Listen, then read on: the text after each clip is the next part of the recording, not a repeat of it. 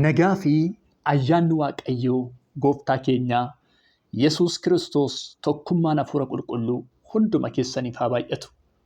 Jaallatamoo obboloota koo akkam jirtu, akkam turtan, nagaa keessanii baga Waaqayyoodhaan eegamtanii isaan gargaaramtanii jiraattani. An obboleessi keessan gammachuunis bakkan jirutti nagaa kooti. Waaqayyo inni karaa hundumaatiin nagaa nuuf laate maqaan isaa haa eebbifamu.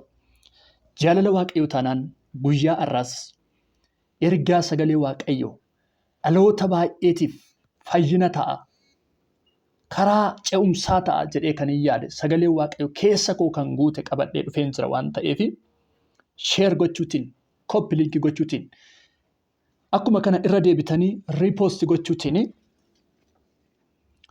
ergaa kana namoota baay'ee biraan ga'aan isiniin jedha.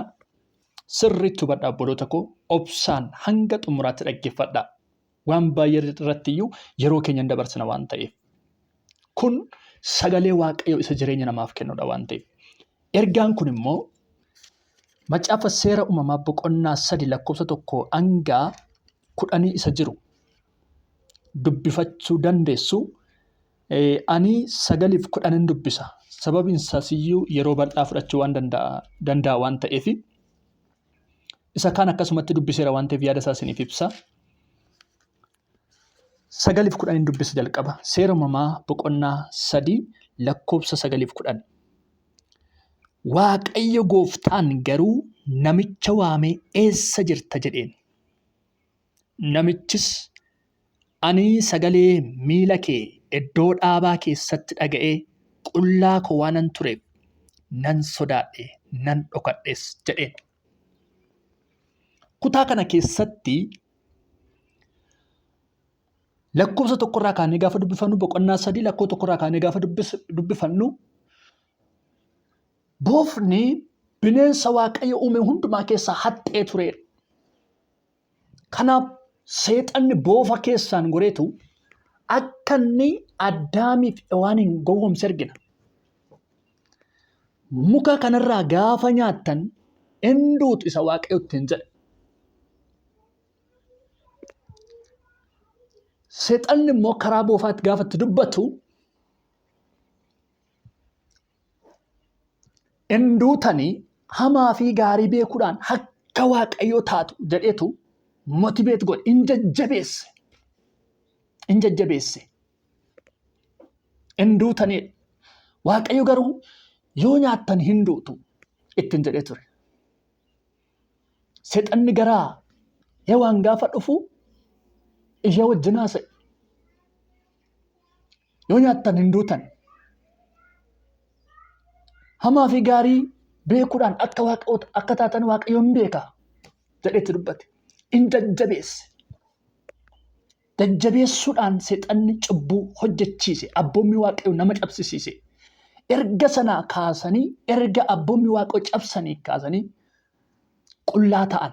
Ayyaanni Waaqayyo irraa kaafame. Qullaa bu'an, hin sodaatan, hin dhokatan Waaqayyoon.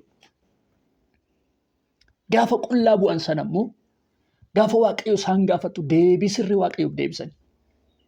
Addaam deebii sirrii Waaqayyoof deebise. Si sodaadheen si dhokadhe qullaa koon ture. Qullaa koo ta'een si dhokadhe. Laala obboloota koo. Cubbuun baay'ee hamaadha, summiidha. Karaatti nama hambisa.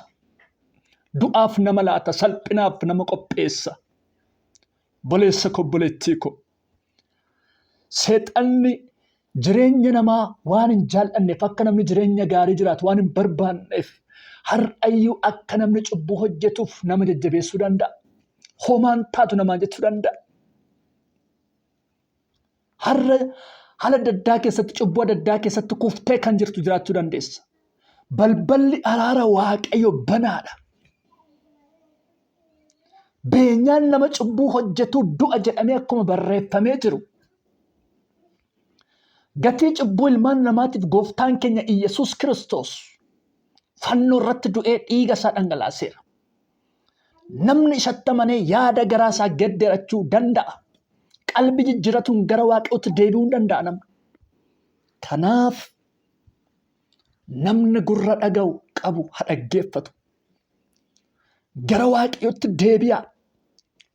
Liqimfamtee jirta yoo taate cubbuudhaan qabamtee jirta yoo taate yaada garaa kee waaqayyootti agarsiisa akkuma Addaam ani qullaa koo ta'een si dhokadhe akkuma inni jedhe. Maaliif waaqayyo waaqa araaraati waan ta'eef.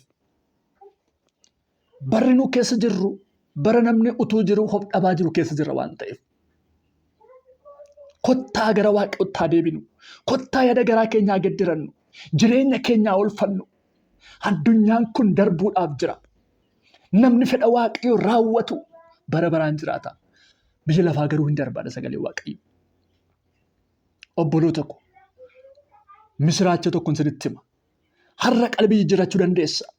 Guyyaan kun kan keeti. Yeroon kun kan keeti. Yaada garaa kee gaddiradhu.